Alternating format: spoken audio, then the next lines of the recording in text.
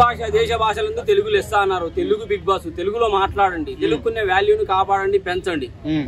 తెలుగు రాదు కదా, సగం మందికి రానప్పుడు ఎందుకు తీసుకోవడం? మళ్ళా నన్ను అడగండి, నీకైతే చేతన అయితే మీకు వాళ్ళని అడగరా? బిగ్ బాస్ అడగరా? మీరు ట్రోలింగ్ చేసి వీడియోలు పెట్టండి. ఏమయ్యా బిగ్ బాస్ బయట జనాలు తిడుతున్నారు అయ్యా, తెలుగు ఇంత మాట్లాడించు అని చెప్పేసి, ఆంగ్లం ఎందుకు మాట్లాడుతున్నావు అని చెప్పండి, అడగండి.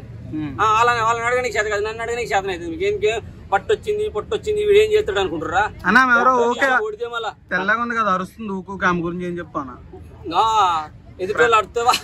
ఆమె ఊకు అరుతుంది. లాంగ్వేజ్ ప్రాబ్లం ఉంది పాపం, మాటలు సరిగా రావట్లేదు. అదే చెప్తున్నా, ఆ ఆపోజిట్ టీమ్ కి ఎవరు టైట్ గా ఉంటారో వాళ్ళని పక్క దూసేస్తారు. హీరోయిన్ వాళ్ళ ఫ్రెండ్ అంటే కదా, పుష్ప హీరోయిన్ వాళ్ళ ఫ్రెండ్ అంటే కదా, అందుకనే పక్క దూసేసినారు. వెనక సపోర్ట్ దొరుకుతుంది కదా అని చెప్పి పక్క దూసారు. అంతకుముందు అఫ్రీద్ ఇంత మంచిగా ఆడతాడు అబ్బాయి అఫ్రీద్ అని పక్క. ఎందుకంటే ఎవడైతే ఫిజికల్ గా వీళ్ళకి అటాక్ చేస్తున్నాడో, స్ట్రాంగ్ గా ఉన్నాడు అనుకుంటారో వాళ్ళని తీసి పక్కకి ఎత్తున్నారు.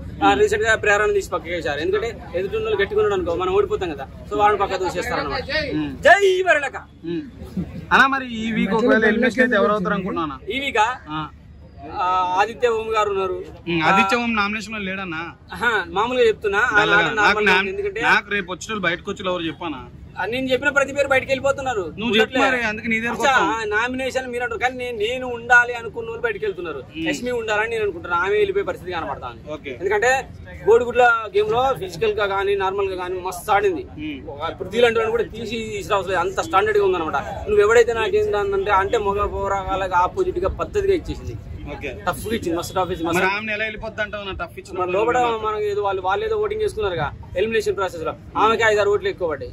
సో ఈ 2 రోజుల నుంచి చూస్తే మాత్రం నాకు తెలిసి ఆ ఓటింగ్ ఏమన్నా క్రాస్ అయిపోయి యష్మి ఉంటదేమో అనుకుంటున్నా, కానీ వెళ్ళిపోయినా వెళ్ళిపోవచ్చు.